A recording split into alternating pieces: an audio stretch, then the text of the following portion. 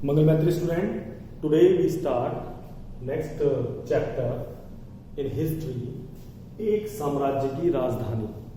और ये राजधानी की जहां बात हो रही है, ये राजधानी का नाम है हम्पी। और किस राज्य की राजधानी थी? उस राज्य का नाम है विजयनगर। अगर हम विजयनगर की बात करें तो विजयनगर आज के समय में कर्नाटक राज्य में स्थित था। और ये विजयनगर पहला ऐसा हिंदू शासन था जिसने दक्षिण भारत में अपनी प्रतिष्ठा को स्थापित किया। ये राज्य की स्थापना 1336 में हुई थी और इसको स्थापित करने वाले थे हरिहर और बुक्का, दो भाई। आप सोचिए, उस समय दक्षिण भारत में 1336 में विजयनगर साम्राज्य की स्थापना हरिहर बुक्का नामक दो भाइयों ने की थी।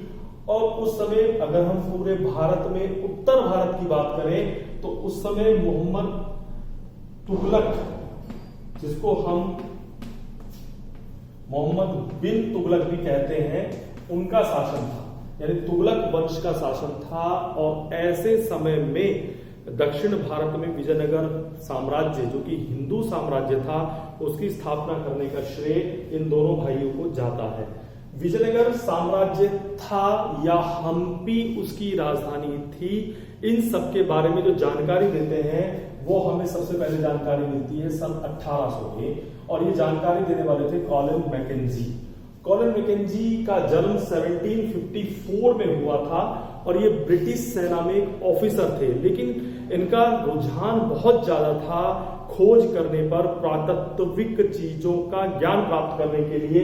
ये न केवल इंजीनियर थे या पुरातत्व शास्त्री थे या इतिहासकार थे, बल्कि एक अच्छे मानचित्रकार भी थे, यानी कि मैप बनाने का इनका एक शौक रहा था।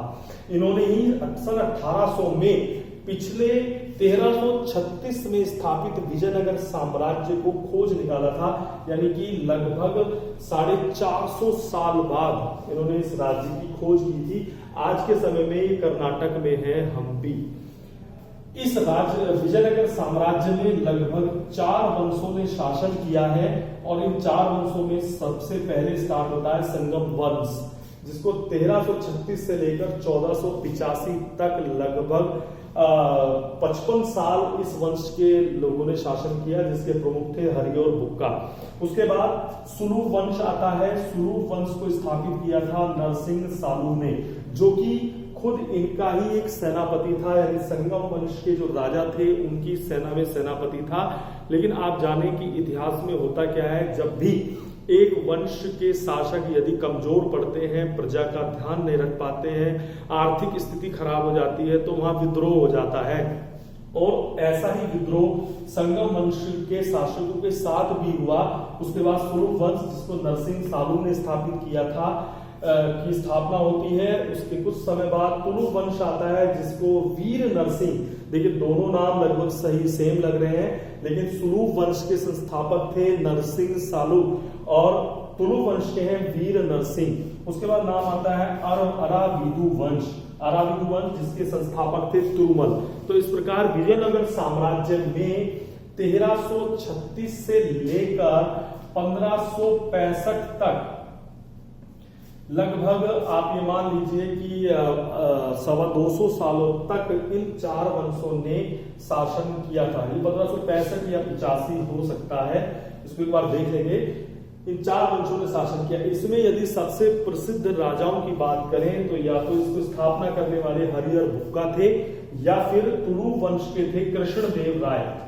कृष्णदेव राय, जिनका नाम आपने बहुत सुना होगा, एक सीरियल अभी भी आ रहा है तेनाली रामा, उसमें इसका जिक्र कृष्णदेव राय का जिक्र है। सबसे ज्यादा प्रतापी राजाओं में शुमार थे विजयनगर साम्राज्य के। और इन्होंने 1509 से लेकर 1529 तक लगभग 20 सालों तक शासन किया था।